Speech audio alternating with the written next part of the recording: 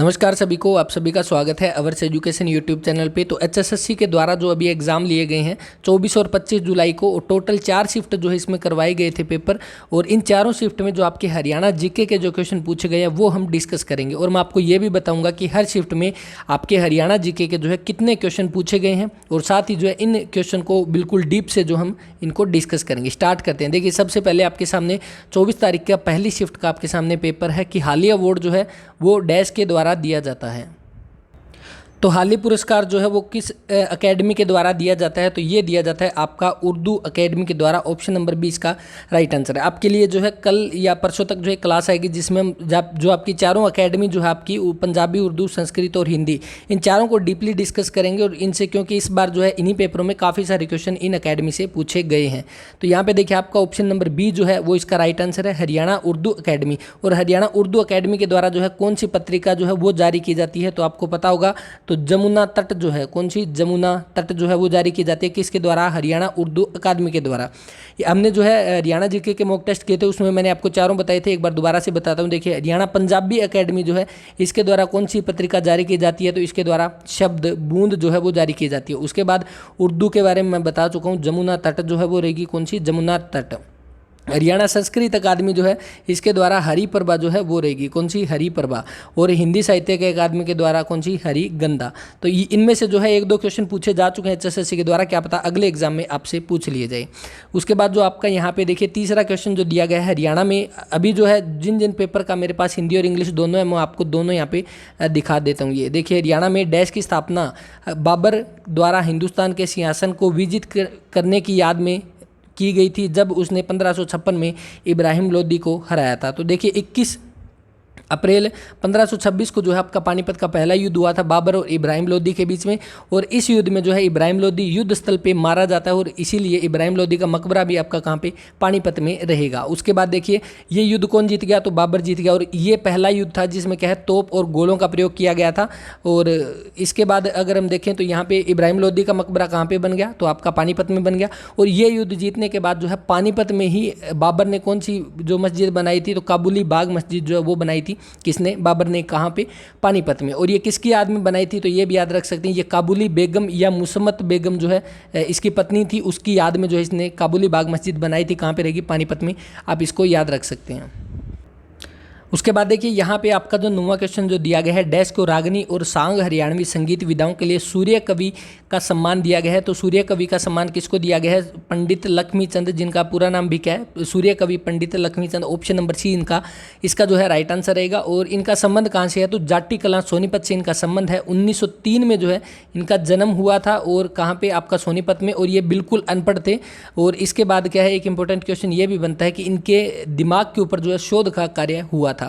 पंडित लक्ष्मीचंद जो है इनको सूर्य कवि के नाम से जाना जाता है। इसके अलावा और कौन सा है जो इनको सूफी दर्शन की मीरा जो है वो भी बोला जाता है। संगीत का तानसेन भी सूर्य कवि पंडित लक्ष्मीचंद को बोला जाता है, संगीत का तानसेन भी। इनके गुरु कौन थे? तो इनके गुरु मान सिंह जो है वो इनके गुरु थे। तो इतनी चीज़ें आपको यहाँ से ध्यान रखनी है। इसके अलावा जो है पंडित लक्ष्मीचंद की रचनाएं भी अगर आपको याद रखनी है तो आप उनको याद रख सकते हैं। देखिए, सत्यवान जो है, सत्यवान सावित्री जो है वो किसकी रचना है? तो सूर्य कवि पंडित लक्ष्मीचंद की। इसके अलावा जानी चोर, द्रौपदी चीरहरण, ये कुछ एक रचनाएं हैं जो पंडित लक्ष्मीचंद के द्वारा रचित रहेगी। उसके बाद देखिए, जो 12वां क्वेश्चन यहाँ पे दिया गया है, मोहम्मद गजनी ने जो हरियाणा के थानेसर पर जो है आक्रमण किया, तो कब किया? तो इसने 1014 ईस्वी में जो है हरियाणा के थानेसर पर जो है आक्रमण किया था। और यहाँ पे आक्रमण करने के बाद जो है ये यहाँ से चक्कर स्वामी की मूर्ति ले गया था। किसकी?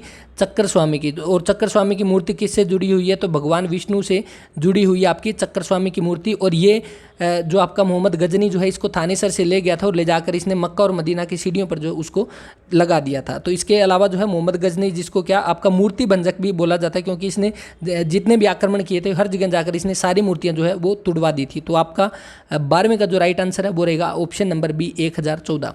शेख चिल्ली का जो मकबरा है ये कहाँ पे रहेगा? तो शेख चिल्ली का मकबरा आपका थानेसर में रहेगा। ऑप्शन नंबर डी इसका राइट आंसर है। उसके बाद देखिए, जो 19वां क्वेश्चन जो दिया गया है, हरियाणा में पंचकुला आईटी पार्क जो है किस वर्ष स्थापित किया गया? तो आईटी पार्क कब? 2008 में जो इसकी स्थापना की गई थी। ऑप्शन नंबर सी इसका राइट आंसर है। इसके बाद जो आपका 22वां क्वेश्चन जो रहेगा, 22वां क्वेश्चन, हरियाणा में मानसून के दौरान जो है श्रावण माह में चांदनी रात की तृतीया को जो है मनाए जाने वाला त्यौहार कौन सा है, तो ये आपका कौन सा रहेगा, तो आपका तीज रहेगा। ऑप्शन नंबर सी इसका राइट आंसर है। श्रावण मास की तृतीया को मनाए जाने वाला त्यौहार जो है तीज रहेगा। और ये किसके द्वारा इसमें नृत्य किया जाता है, तो तीज नृत्य जो होता है वो किसके द्वारा, ये महिलाओं के द्वारा किया जाता है, यानी जो महिलाओं का नृत्य कौन सा रहेगा, तीज नृत्य रहेगा। और इसी तीज के त्यौहार के ऊपर जो है कोथली भेजी जाती है लड़की के ससुराल में। तो आपको ये भी ध्यान रखना है कि कोथली जो है किस त्यौहार से संबंधित है, वो तीज के त्यौहार से संबंधित है। इसमें लड़की के ससुराल में कोथली भेजी जाती है। इसके बाद देखिए 25वां क्वेश्चन, गुरुग्राम जिले का नाम डैश के नाम से व्युत्पन्न हुआ है। तो गुरुग्राम जिले का नाम किसके नाम पे रखा गया है, तो गुरु द्रोणाचार्य के जो है सम्मान में इसका नाम गुरुग्राम रखा गया। ऑप्शन नंबर ए इसका राइट आंसर है। पहले जो है गुरुग्राम का नाम क्या था, तो इसका गुड़गांव नाम था, लेकिन 13 अप्रैल 2016 में जो है इसका नाम बदल के गुरुग्राम जो है वो कर दिया था। और गुरुग्राम जो है ये गुरु द्रोणाचार्य को दान में दिया था। किसने, पांडवों के जो सबसे बड़े पुत्र थे युधिष्ठिर, उन्होंने जो गुरुग्राम गाँव जो है ये गुरु द्रोणाचार्य को जो है दान में दिया था। उसके बाद जो 29 क्वेश्चन यहाँ पे है, आम के बाग होना निम्न में से हरियाणा के किस नगर के साथ अपना नाम जोड़ते हैं, तो इसका राइट आंसर जो रहेगा वो रहेगा अंबाला, ऑप्शन नंबर बी। और आपको एक चीज़ और ध्यान रखनी है, अंबाला में आपका कौन सा गुरुद्वारा पड़ता है, तो एक आपका सूरजकुंड गुरुद्वारा जो है वो आपका कहाँ पे रहेगा, अंबाला में। और एक आपका मांझी साहिब, तो आपका कौन सा मंजी साहिब या मांझी साहिब गुरुद्वारा आपका अंबाला में है। उसके अलावा जो सूरजकुंड का गुरुद्वारा जो है वो कहाँ पे है, तो सूरजकुंड गुरुद्वारा आपका अंबाला में रहेगा। सूरजकुंड झील जो है या सूरजकुंड का मेला जो है वो तो आपका फरीदाबाद में लगता है, लेकिन गुरुद्वारा आपका रहेगा कहाँ पे, अंबाला में। उसके अलावा जो है अंबाला को और क्या बोला जाता है, तो ये क्वेश्चन अभी एग्जाम में पूछा गया था। आपकी वैज्ञानिक सिटी, मिक्सी सिटी और इलेक्ट्रॉनिक सिटी जो है वो किसको बोला जाता है, अंबाला को बोला जाता है। और ये इस तरह का क्वेश्चन जो अभी पूछा गया था, तो आपको ये चीज़ें भी ध्यान में रखनी है। उसके बाद 32 देखिए कि चंडीगढ़ का जो रॉक गार्डन जो है उसकी स्थापना किसके द्वारा की गई, तो ये नेकचंद सैनी के द्वारा की गई है। ऑप्शन नंबर ए इसका राइट आंसर है। किसके द्वारा, नेकचंद सैनी के द्वारा। कब, 1957 में जो है इसकी स्थापना की गई। और उसके बाद 1976 को जो है सरकार ने जो है इसका अधिग्रहण कर लिया था। तो आपका नेकचंद सैनी जो है इसका राइट आंसर रहेगा, जिन्होंने रॉक गार्डन जो कि आपका चंडीगढ़ में है उसका निर्माण किया था, यानी कि स्थापना की थी। उसके बाद जो 40वां क्वेश्चन यहाँ पे दिया गया है, देखिए यहाँ पे कि वायु पुराण के अनुसार हरियाणा जो आपके निम्न में से हरियाणा के किस स्थान को भगवान हनुमान का जन्म स्थान जो है वो माना गया है, तो आपका क्या रहेगा, कैथल जो है। ऑप्शन डी इसका राइट आंसर है, कैथल। और इसके अलावा जो है आपका हनुमान मंदिर आपका कैथल में रहेगा। लेकिन कुछ इंपॉर्टेंट चीज़ें जो रहेगी आपकी कैथल से वो रहेगी कि आपके गुरुद्वारे कौन कौन से है, तो आपका कौन सा गुरुद्वारा नीम साहिब जो है वो आपका कहाँ पे रहेगा, तो ये आपका कैथल में रहेगा। इसके अलावा जो टोपियों वाला गुरुद्वारा है, कौन सा, टोपियों वाला गुरुद्वारा जो है वो आपका कहाँ पे रहेगा, तो ये भी आपका कैथल में रहेगा। श्री मंजी साहिब जो है वो आपका कैथल में रहेगा। ये कुछ गुरुद्वारे हैं जो इंपॉर्टेंट पूछे जा सकते हैं। इसके अलावा जो कैथल जो है इसके नाम और क्या आएंगे, तो हरियाणा की छोटी काशी बोला जाता है नवग्रह कुंड के कारण। अगर एक क्वेश्चन में आपके पास सामने नवग्रह कुंड आ जाए और वहाँ पे काशी पूछ ली जाए तब तो आपका कैथल होगा। लेकिन उसके अलावा कोई भी ऑप्शन हो नवग्रह कुंड को छोड़कर किसी भी तरह से अगर आपका क्वेश्चन आए छोटी काशी से जुड़ा हुआ, तब आपका उसका राइट आंसर जो है वो भिवानी रहेगा। इसके अलावा कैथल को आपका गुरुद्वारों का शहर भी बोला जाता है।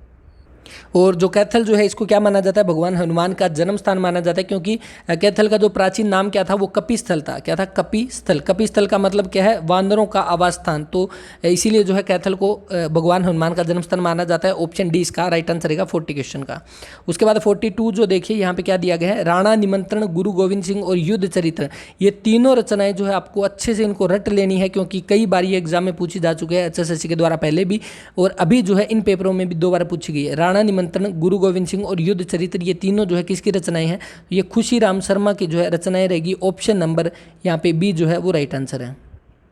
उसके अलावा देखिए यहाँ पे जो ऑप्शन दिया गया है उदय भानु हंस, और उदय भानु हंस कौन है, ये हरियाणा के पहले राजकीय कवि हैं उदय भानु हंस। और यहाँ पे जो इस क्वेश्चन का राइट आंसर क्या है, खुशीराम शर्मा। और ये खुशीराम शर्मा कौन से है, तो हरियाणा के दूसरे राजकीय कवि रहेंगे खुशीराम शर्मा। उदय भानु हंस जो है इनकी कुछ एक रचनाएं हैं जो आपको याद रखनी है, जैसे आपकी संत सिपाही है और हंस मुक्तावली है, शंख और शहनाई, ये उदय भानु हंस की रचनाएं रहेंगी। अयोध्या प्रसाद गोयलिया जो है इनकी आपको कुछ एक रचनाएं, जैसे जिन ढूंढा 3 पाइया, कुछ मोती कुछ सीप, ये आपकी अयोध्या प्रसाद गोयलिया की रचना है। तुलसी राम शर्मा दिनेश जो है इनकी रचनाएं कौन सी रहेगी, तो भक्त भारती, श्याम सतसई, ये कुछ एक रचनाएं जो है इनकी तुलसीदास शर्मा दिनेश के, जो कि भिवानी से संबंधित है। तो ये आप कुछ एक नोट कर लें ताकि एग्जाम के लिए कुछ एक इंपॉर्टेंट है वो मैंने आपको बता दी है। नेक्स्ट जो यहाँ पे दिया गया है कि हरियाणा के थानेसर में पाई जाने वाली भारी मिट्टी डैश कहलाती है, तो ये क्या कहलाती है, डाबर। ऑप्शन नंबर ए जो है इसका वो राइट आंसर दिया गया है। नेक्स्ट देखिए कि आपका हरियाणा में गोबर और मिट्टी से बनाई कलाकृति जो है उसको क्या कहा जाता है, तो उसको सांझी कहा जाता है। ऑप्शन ए इसका राइट आंसर है। बाकी हम अंदाजा लगा सकते हैं, ऑप्शन देखिए मेहंदी नहीं होगी, रंगोली नहीं होगी और उपयुक्त सभी का तो मतलब ही नहीं बनता, तो आपका सांझी जो है इसका राइट आंसर है। उसके बाद 51 जो यहाँ पे दिया गया है, देखिए हरियाणा के इस जिले में क्षेत्रफल के अनुसार सबसे कम वन है, तो देखिए यहाँ पे इसका राइट आंसर जो रहेगा ऑप्शन नंबर बी इसका राइट आंसर है। लेकिन एक चीज़ और बता दूं आपको कि क्षेत्रफल के हिसाब से सबसे कम वन कहाँ पे रहेंगे, तो वो आपके पलवल में रहेंगे। कहाँ पे? पलवल में रहेंगे। दूसरे नंबर पे कौन है, तो पानीपत है। और तीसरे नंबर पे कौन है, तो फतेहाबाद तीसरे नंबर पर है। लेकिन यहाँ पे ना पलवल है ना पानीपत है ऑप्शन में, तो आपका फरीदाबाद जो है इसका राइट आंसर रहेगा। लेकिन यहाँ पे क्षेत्रफल के अकॉर्डिंग अगर यहाँ पे क्वेश्चन में ये दिया होता परसेंटेज के अनुसार, तो प्रतिशत के हिसाब से सबसे कम वन कहाँ पे रहेंगे, तो उसमें तो है फतेहाबाद सबसे निचले स्थान पर रहेगा, यानी सबसे कम वन जो है प्रतिशत के हिसाब से फतेहाबाद में रहेंगे। तो आपका उस अकॉर्डिंग बी ऑप्शन राइट है। लेकिन यहाँ पे पलवल और पानीपत दोनों ऑप्शन में नहीं है, तो आपका फरीदाबाद जो फतेहाबाद है वो राइट आंसर रहेगा। नेक्स्ट आपका 54 जो दिया गया है कि डैश हरियाणा के सर्वाधिक समय तक सेवारत रहने वाले गवर्नर थे, तो कौन थे, तो वीरेंद्र नारायण चक्रवर्ती जो है ऑप्शन नंबर 20 का राइट आंसर है। और धर्मवीर जो है ये पहले आपके थे गवर्नर। और इसके अलावा जो है आपको एक चीज़ और ध्यान रखनी है, सबसे कम समय तक, यहाँ पे सर्वाधिक समय तक सेवा बोली है, लेकिन सबसे कम सेवा भी अगर पूछ ले, सबसे कम समय तक रहे तो कौन, OP वर्मा जो है वो सबसे कम समय तक रहे थे। तो ये भी आपको ध्यान रखना है, ये भी पूछा जा सकता है। उसके बाद देखिए आपका यहाँ पे दिया गया 1 नवंबर 1989 को हरियाणा के इस जिले का करनाल से निकाला गया था। उसके बाद 24 जुलाई 1991 को वापस इसको करनाल में मिला दिया गया और 1 जनवरी 1992 को यह दोबारा से एक पृथक जिला बन गया। तो वह कौन सा है, तो वो कौन सा रहेगा, पानीपत एकमात्र जिला है जो क्या है 2 बार इसका गठन हुआ है। तो आपका इसका सी ऑप्शन जो है वो राइट आंसर हो जाएगा। लेकिन अगर ऑप्शन में आपके सामने जो 1 नवंबर 1989 आए, तब हमें 1 नवंबर 1989 ही टिक करना है पानीपत के लिए। और इसके अलावा जो है आपका 1 नवंबर 1989 को 4 जिले बने थे, कौन कौन से बने थे कमेंट करके बता देना। ये क्वेश्चन आप सभी के लिए है और यहाँ पे जो है आपका option number C right answer हो जाएगा। इसके अलावा जो आपके ऑप्शन यहाँ पे रहेंगे, देखिए रोहतक और हिसार जो है ये आपके 1 नवंबर 1966 को जब हरियाणा बना तभी ये बने हुए थे। और उसके अलावा जो आपका चौथा ऑप्शन देखिए कुरुक्षेत्र, तो 23 जनवरी 1973 को बना था कुरुक्षेत्र। तो 1973 में कुरुक्षेत्र बना था, तो ये भी आपको ध्यान रखना है। एक छोटी सी वीडियो आएगी जिसमें हम क्या 1 से 1.5 मिनट के अंदर आपके हरियाणा के जितने भी जिले हैं उन सभी का गठन डिस्कस करेंगे, जो कि आपका ऑफिशियली आया हुआ है। जो आपकी आर्थिक सर्वेक्षण रिपोर्ट जो आई है HSSC के द्वारा, उसमें जो है इसका डाटा दिया हुआ है, वो हम डिस्कस करेंगे 1 से 1.5 मिनट में, क्योंकि वो काफ़ी इंपॉर्टेंट है, क्योंकि वो ऑफिशियल है। और अगर इसी तरह का कोई क्वेश्चन एग्जाम में आ जाए और हम सही करके आए तो हम ऑब्जेक्शन लगा सकते हैं, क्योंकि वो रिपोर्ट जो है HSSC के द्वारा ही, हरियाणा सरकार के द्वारा ही जारी की गई है। उसके बाद देखिए यहाँ पे जो 61 दिया गया है कि डैश ने नारनौल में एक महल बनवाया जो मुगल शासक शाहजहां का दीवान था, तो वो कौन था, तो वो राय मुकुंद दास जो है, ये ऑप्शन बी इसका राइट आंसर रहेगा। राय मुकुंद दास ने एक महल बनाया था, कहाँ पे, आपका नारनौल में बनाया था। कहाँ पे, नारनौल में। और नारनौल में बनाया था कौन सा, आपका राय मुकुंद दास का छत्ता। लेकिन उस जगह पे क्या है, बीरबल काफ़ी आया जाया करते थे, तो उसका नाम राय मुकुंद दास का छत्ता भी है और बीरबल का छत्ता भी उसको बोला जाता है। तो ये आपका कहाँ पे रहेगा, नारनौल में। इसके अलावा जो और इंपॉर्टेंट चीज़ें क्या रहेगी, तो आपकी नारनौल में एक इब्राहिम खान या इब्राहिम सूरी का मकबरा जो है वो भी आपका नारनौल में है। जल महल कहाँ पे है, तो वो भी आपका नारनौल में रहेगा। उसके बाद देखिए कि डैश भारत में मिनी क्यूबा कहा जाता है, क्योंकि इस क्षेत्र से अधिक संख्या में मुक्केबाज आते हैं। तो किसको बोला जाता है, तो ये आपका बोला जाता है किसको, भिवानी को। और क्यों बोला जाता है, क्योंकि भिवानी बॉक्सिंग क्लब जो है वो आपका कहाँ पे है, तो आपका भिवानी में है। और इसको 2003 में जो है किसने इसकी स्थापना की थी, तो मास्टर जगदीश और कैप्टन हवा सिंह ने जो है भिवानी बॉक्सिंग क्लब की स्थापना की थी। और यहीं से जो है आपके उस समय 2008 का जो बीजिंग ओलंपिक जो हुआ था, जिसमें जो मेडल जीत के लाए थे विजेंद्र सिंह बेनीवाल, तो वो जो है कहाँ से थे, तो वो इसी भिवानी बॉक्सिंग क्लब में जो संबंधित रहेंगे। और इसीलिए जो है भिवानी को मिनी क्यूबा बोला जाता है, क्योंकि यहाँ से काफ़ी ज़्यादा संख्या में जो है मुक्केबाज आते हैं। राइट आंसर आपका ऑप्शन नंबर ए जो है वो राइट आंसर हो जाएगा। इसके अलावा भिवानी में आपकी कौन सी, भिवानी टेक्सटाइल मिल, जो कि 1937 में जो है उसकी स्थापना हुई थी। CBLU जो है आपकी यूनिवर्सिटी कहाँ पे रहेगी, तो 2010 में जो बनी थी CBLU, चौधरी बंसीलाल यूनिवर्सिटी, ये भी आपकी भिवानी में है। और Haryana board of school education आपका जो है इसका भी मुख्यालय कहाँ पे रहेगा, तो भिवानी में रहेगा।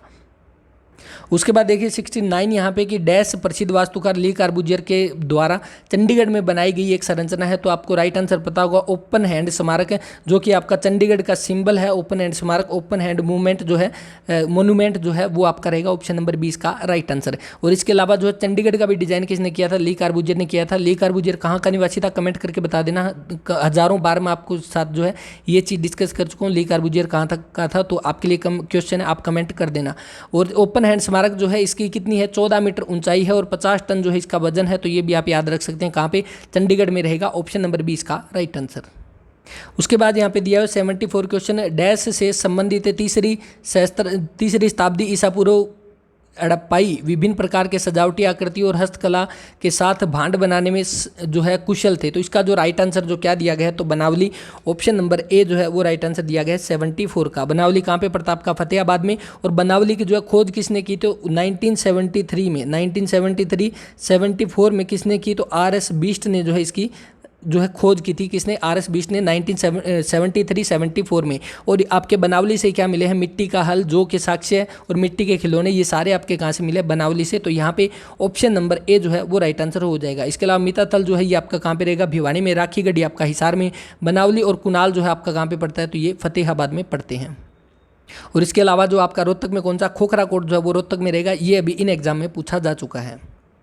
उसके बाद देखिए 76 यहाँ पे क्वेश्चन है, मोरनी हरियाणा के पंचकुला जिले में आपका कौन सा प्रजनन केंद्र जो है प्रजनन के लिए एक उद्देशित निर्मित केंद्र है। तो आपका पंचकुला में कौन सा रहेगा, तो आपका जो है तितर प्रजनन केंद्र जो है, ऑप्शन सी इसका राइट आंसर है। ये आपका फीसेंट प्रजनन केंद्र भी आपका दिया हो सकता है, क्योंकि इसको देखिए इंग्लिश में क्या फीसेंट बोला जाता है। तो आप इंग्लिश में भी इसको देखकर चेक कर सकते हैं। जब भी आपके सामने पेपर आए तो आप इंग्लिश की जो लैंग्वेज है वो जरूर पढ़ें एक बार। तो यहाँ पे जो है ऑप्शन सी इसका राइट आंसर है। लेकिन इसके अलावा आपका क्वेश्चन क्या रहेगा कि जो तितर प्रजनन केंद्र आपका कहाँ पे है, तो ये पंचकुला पिंजौर में रहेगा। इसके अलावा आपका और कौन सा है, तो गिद्ध संरक्षण और प्रजनन केंद्र, यहाँ पे भारतीय गिद्ध है, ये आपका नहीं होगा, क्योंकि यहाँ पे जो आपका है गिद्ध संरक्षण और प्रजनन केंद्र है जो आपका पिंजौर पंचकुला में रहेगा।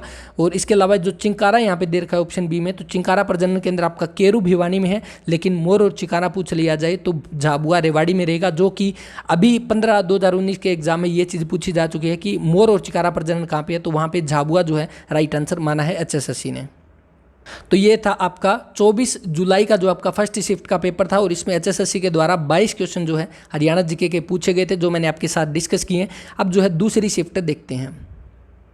उसके बाद जो आपके सामने जो दूसरी शिफ्ट है 24 तारीख को आपकी जो इवनिंग शिफ्ट में जो आपका एग्जाम हुआ था डिविजनल रेवेन्यू अकाउंटेंट का, उसमें देखिए ये क्वेश्चन पूछा गया था। और इस क्वेश्चन में काफ़ी ज़्यादा डाउट था, जो बच्चों ने कमेंट भी किए थे। और यहाँ पे देखिए हरियाणवी लोक मान्यताओं के अनुसार गोगा पीर डैश के संरक्षक जो डैश के रक्षक समझते हैं, यानी डैश के संरक्षक जो माने जाते हैं, किसके रक्षक माने जाते हैं, तो यहाँ पे जो राइट आंसर HSSC माना है वो ऑप्शन नंबर डी माना है। लेकिन हालांकि जब हम इसको गूगल करते हैं या और कहीं पे देखते हैं तो उसमें क्या दिया गया कि वो गाय की रक्षा करते थे, किससे, सर्प से रक्षा करते थे। लेकिन HSSC के एग्जाम में पहले भी ये क्वेश्चन आया हुआ है, तब भी उसने ऑप्शन नंबर डी सर्प माना था। और अब दोबारा से जो है इसको राइट आंसर माना है ऑप्शन नंबर डी को। और इसके अलावा गुगा नवमी के दिन कौन सा नृत्य होता है, छड़ी नृत्य होता है, तो ये भी आप ध्यान रख सकते हैं। उसके बाद चौथा क्वेश्चन जो देखिए कि निम्न में से कौन सा हरियाणा का एक भौगोलिक लक्षण नहीं है, तो निचली शिवालिक की पहाड़ियां हैं, बागर क्षेत्र है, यमुना घग्गर के मैदान में है, तो चंबल घाटी जो है आपका हरियाणा का भौगोलिक क्षेत्र में नहीं आता। तो आपका ऑप्शन नंबर डी इसका राइट आंसर है। उसके बाद देखिए 7वां क्वेश्चन यहाँ पे दिया गया है कि यह हरियाणा का लेखक उर्दू पत्रिका भारत प्रताप का संपादक था। ये HSSC के द्वारा 2-3 बार पहले भी पूछा जा चुका है, तो इसीलिए मैं आपके सामने अलग से क्लास बना रहा हूँ ताकि नेक्स्ट एग्जाम में आपके लिए ये काफ़ी हेल्पफुल रहेगी ये क्लासेज। तो भारत प्रताप जो है ये क्या रहेगी, एक उर्दू पत्रिका है जिसका संपादन किसके द्वारा किया गया था, बाल मुकुंद गुप्त के द्वारा। ऑप्शन नंबर ए जो है इसका राइट आंसर रहेगा। आप कई जगह पे अगर गूगल करोगे तो वहाँ पे प्रताप नारायण मिश्र दिया होगा, क्योंकि देखिए भारत प्रताप नाम यहाँ है, प्रताप यहाँ है, तो वहाँ पे आपको प्रताप नारायण मिश्र दिया होगा। लेकिन HSSC ने पहले भी इसका जो है option number A right answer माना है और अब भी इसका right answer option number A रहेगा। नेक्स्ट देखिए डैश तोमर वंश का अंतिम शासक था जिसने दिल्ली का सिंहासन अपने दामाद पृथ्वीराज चौहान को दिया था, तो वो कौन था, तो वो अनंगपाल था। ऑप्शन नंबर सी इसका राइट आंसर है। अनंगपाल किस वंश का शासक था, तो तोमर वंश का। और आपका अनंगपुर डैम जो है वो कहाँ पे रहेगा, आपका ग्रेविटी डैम जो है वो कहाँ रहेगा, तो ये आपकी फरीदाबाद में रहेगा। इस क्वेश्चन का right answer option number C रहेगा, अनंगपाल। उसके बाद देखिए दोबारा से रिपीटेड क्वेश्चन आपके सामने, सूचना विभाग लोक संबंध और भाषाएं हरियाणा एक पत्रिका निकालता है जिसका नाम क्या है, तो आपका हरियाणा संवाद जो है ऑप्शन नंबर सी इसका राइट आंसर है। उसके बाद यहाँ पे आप देख सकते हैं जो क्वेश्चन 13वां क्वेश्चन है, ये करंट अफेयर का क्वेश्चन है और हमने आपके जनवरी से लेकर जुलाई तक के करंट अफेयर कवर किए हैं। उसमें ये क्वेश्चन मैंने डिस्कस किया था कि डैश को हरियाणवी फिल्म पगड़ी द ऑनर में उसकी भूमिका के लिए सर्वश्रेष्ठ सहायक अभिनेत्री का राष्ट्रीय फिल्म पुरस्कार मिला है, तो आपको बेस्ट सपोर्टिंग एक्ट्रेस का अवार्ड मिला है बलजिंदर कौर को। ऑप्शन नंबर बी इसका राइट आंसर है। दोबारा से एक और रिपीटेड क्वेश्चन आपके सामने कि निम्न में से कौन सा उन 5 गांवों में से एक है जो युधिष्ठिर दुर्योधन से लेना चाहता था। तो वो 5 गांव आपके कौन से थे, 5 गांव, तो आप उनको ध्यान से सुने।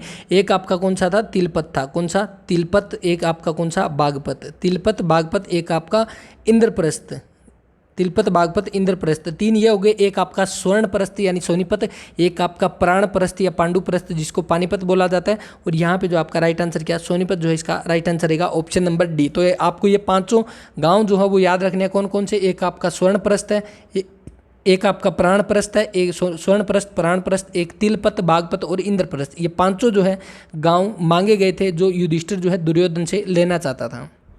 उसके बाद जो 28वां क्वेश्चन यहाँ पे दिया गया है कि डैश उर्दू शायरी की पहली समीक्षा जो है रचना माना जाता है। तो कौन सा इसका, यादगार गालिब जो है राइट आंसर रहेगा ऑप्शन नंबर ए 28 का। और ये यादगार गालिब जो है ये क्या है, तो ये बायोग्राफी है किसकी, मिर्ज़ा गालिब की, जो कि किसके गुरु हुआ करते थे, अल्ताफ़ हुसैन हाली के गुरु हुआ करते थे मिर्ज़ा गालिब, उन्हीं की ये बायोग्राफी रहेगी यादगार गालिब, और इसे उर्दू शायरी की पहली समीक्षा रचना माना जाता है।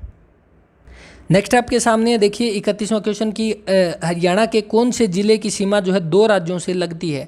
तो कौन सा जिला है, तो वो आपका यमुनानगर रहेगा, ऑप्शन नंबर ए इसका राइट आंसर है। तो यमुनानगर की सीमा जो है 2 राज्यों से लगती है, तो यहाँ पे राइट आंसर है। इसके अलावा सिरसा के भी आपकी पंजाब और राजस्थान से लगती है। अगर ऑप्शन में आता तो हमारा यमुनानगर की जगह सिरसा आता, तो सिरसा राइट आंसर हो जाता।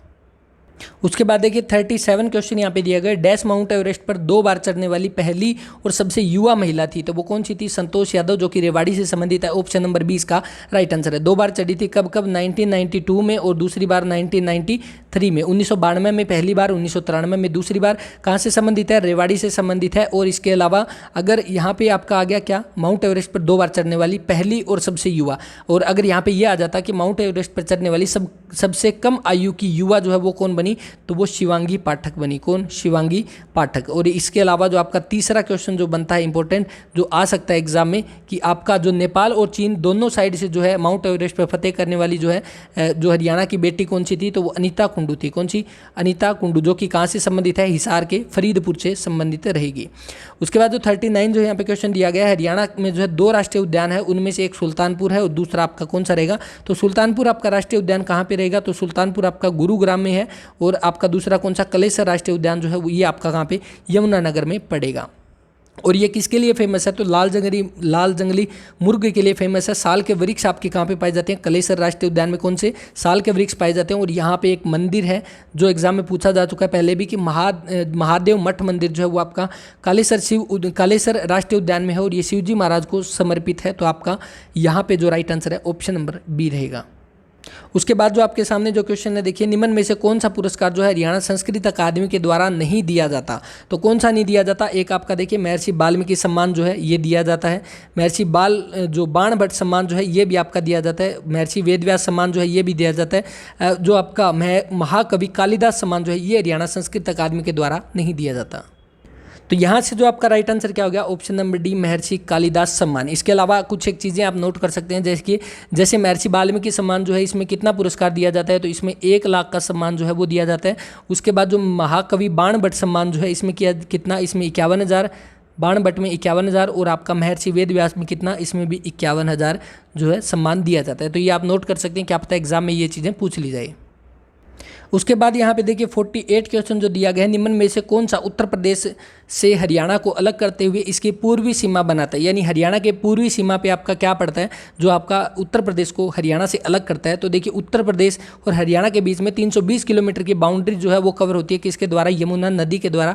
ऑप्शन नंबर बी इसका राइट आंसर है। और यमुना नदी कहाँ से निकलती है, तो ये चंपासर ग्लेशियर से निकलती है। ये भी अभी एग्जाम में पूछा जा चुका है और ये चीज़ें हम पहले के भी पेपर में डिस्कस कर चुके हैं। और इस हरियाणा जीके की जो आपकी क्लास है, जो कि पीछे की 7 शिफ्ट में पूछे गए थे और अभी इन 4 शिफ्ट में पूछे गए, इनकी एक अलग से प्ले लिस्ट बनाकर बना दी जाएगी। तो आप जाकर जो है वहाँ से सिर्फ आप हरियाणा जीके कवर कर सकते हैं। उसके बाद देखिए जो 50 क्वेश्चन यहाँ पे दिया गया है, हरियाणा में पीलिया जो है डैश के अवसर पर गाया जाता है। तो किसके बच्चे के जन्म पे गाया जाता है पीलिया। और जो आपका छठी नृत्य है जो है वो कब किया जाता है, तो जन्म के छठे दिन जो है वो छठी नृत्य किया जाता है। ये भी एग्जाम में पूछा जा चुका है। तो आपका 50 का right answer option number A. उसके बाद जो 58 क्वेश्चन यहाँ पे दिया गया है, भारत सरकार ने 23 अप्रैल 1966 को तत्कालीन पंजाब राज्य को विभाजित करने और नए हरियाणा राज्य की सीमाएं निर्धारित करने के लिए जो एक आयोग बनाया था, कौन सा, जे.सी. शाह आयोग बनाया था। और उसके अध्यक्ष कौन थे, तो न्यायमूर्ति जे.सी. शाह जो है उसके अध्यक्ष थे। इसमें कुल 3 सदस्य थे, कौन कौन से, जे.सी. शाह और आपका एम फिलिप और एस दत्त, ये 3 जो है इसके सदस्य थे। और उसके अध्यक्ष कौन थे, आपके जे.सी. शाह। तो आपका 58 का जो राइट आंसर कौन सा बनेगा, ऑप्शन नंबर ए यहाँ पे। और इसी के बाद क्या है, आपका हरियाणा बना था कौन से, 18वें संविधान संशोधन के तहत 17वां राज्य बना था हरियाणा। 18वें संविधान संशोधन के तहत 17वां राज्य बना था। और जब बना तो उसके बाद क्या है, पहले गवर्नर कौन हुए, तो आपके धर्मवीर हुए, सभी को पता है इस बात का। पहले गवर्नर धर्मवीर हुए और पहले आपके जो सीएम है वो कौन थे, तो भगवत दयाल शर्मा जो है पहले सीएम बने। और एक इंपॉर्टेंट क्वेश्चन आपके लिए कि जिस समय हरियाणा बना यानी 1 नवंबर 1966 को, उस समय भारत के जो आपके राष्ट्रपति जो है वो कौन थे, तो सर्वपल्ली राधाकृष्णन जो है उस समय आपके भारत के जो राष्ट्रपति थे। तो ये चीज़ें आप ध्यान रख सकते हैं, एग्जाम में पूछी जा सकती है। उसके बाद 63 यहाँ पे देखिए कि डैश हरियाणा में सबसे ज़्यादा बोली जाने वाली बोली है, तो वो कौन सी रहेगी, बांगरू, ऑप्शन नंबर 20 का राइट आंसर है। उसके बाद देखिए यहाँ पे जो 71 जो है कि कालका शिमला रेलवे ट्रैक जो है विश्व विरासत स्थलों में आपका शामिल है, ये किस एक वर्ष में बनी। तो सबसे पहले तो स्टेटमेंट ध्यान से समझे कि इसने बोल के रखा है कि जो कालका शिमला रेलवे ट्रैक है जो कि क्या है, एक विश्व विरासत स्थल में शामिल है, यानी वर्ल्ड हेरिटेज साइट में जो शामिल है। और ये किस वर्ष में बनी, तो ये जो है कब, 1898 जो है इसका राइट आंसर रहेगा, 1898। और उसके बाद ये कब शुरू हुई, तो 1903 में जो है इसका काम शुरू, यानी 1903 में जो है ये आपका कालका शिमला रेलवे ट्रैक शुरू हो गया था। और उसके बाद इसको वर्ल्ड हेरिटेज साइट में कब शामिल किया गया, 2008 में। तो ये सारी चीज़ें नोट करें अपने नोट्स में, एग्जाम में पूछी जा सकती है। नेक्स्ट देखिए 73 यहाँ पे, निम्न में से कौन सा ऋग्वेद में उल्लेखित सप्त सिंधु या 7 नदियों में नहीं आता, तो रावी आती है, चेनाब आती है, झेलम आती है, मारकंडा जो है इसका राइट आंसर है। मारकंडा सप्त सिंधु नदी में नहीं आती। उसके बाद 74 देखिए कि हरियाणा के फतेहाबाद जिले का नाम जो है 14वीं सदी के डैश के द्वारा रखे गए नाम स्तरीय मुख्यालय नगर से आता है। यानी कि इसमें क्या पूछा गया कि फतेहाबाद की 14वीं शताब्दी में जो है यानी 1351 में स्थापना की गई, किसके द्वारा, तो फिरोज शाह तुगलक के द्वारा, ऑप्शन नंबर सी इसका राइट आंसर है। उसका नाम किसके नाम पे रखा गया, तो इसने अपने बेटे फतेह खान के नाम पर इसका नाम फतेहाबाद रखा, तो ऑप्शन नंबर सी इसका राइट आंसर है। नेक्स्ट देखिए 80 क्वेश्चन यहाँ पे है कि डैश विश्व कुश्ती प्रतियोगिताओं में 2 पदक जीतने वाले पहले भारतीय पहलवान है, तो इसका आपका जो राइट आंसर क्या रहेगा, Bajrang Punia, option number C right answer है। बजरंग पूनिया जो है 65 किलोग्राम भार वर्ग, 65 किलोग्राम भार वर्ग में दुनिया के नंबर 1 रेसलर है आपके बजरंग पूनिया। कहाँ से संबंधित है, तो ये झज्जर के कुदान से संबंधित रहेंगे। कहाँ से, झज्जर के कुदान से संबंधित है। तो आपका यहाँ पे 80 का right answer option number C रहेगा। तो ये थे आपके जो सेकंड शिफ्ट में क्वेश्चन पूछे गए, इसमें लगभग 19 क्वेश्चन जो है वो पूछे गए हैं आपके हरियाणा जीके से संबंधित। तो अभी देखिए आप हमारी 2 शिफ्ट हो चुकी है और मैंने काफ़ी सारे क्वेश्चन जो है इसमें कवर कर लिए हैं। और इसी के साथ दूसरा पार्ट हम इसका करेंगे जिसमें MPHW का जो आपका एग्जाम है और स्टाफ नर्स का जो एग्जाम है उसको भी हम इसी तरह से एनालिसिस करेंगे, ताकि जो क्वेश्चन और बन सकते हैं वो सारे हम एक क्लास में आपके साथ डिस्कस करें। हरियाणा जीके जो है काफ़ी इंपॉर्टेंट रोल प्ले करती है, आपको पता है। इतने सारे क्वेश्चन में से जो है आपके जो इंपॉर्टेंट क्वेश्चन जो है वो गलत हो जाते हैं, और जो मार खाते हैं आधे से ज़्यादा बच्चे वो हरियाणा जीके में ही खाते हैं, क्योंकि हरियाणा में हमें एक भी नंबर नहीं कटने देना। और जितने भी पेपर हुए हैं उनकी जो है आपको प्ले लिस्ट बना दी जाएगी, और साथ ही सारी की सारी PDF टेलीग्राम चैनल पर आप जाकर चेक कर सकते हैं। अवर्स एजुकेशन के नाम से सर्च कर सकते हैं, या डिस्क्रिप्शन में लिंक है। इस वीडियो में इतना ही, मिलते हैं नेक्स्ट वीडियो में।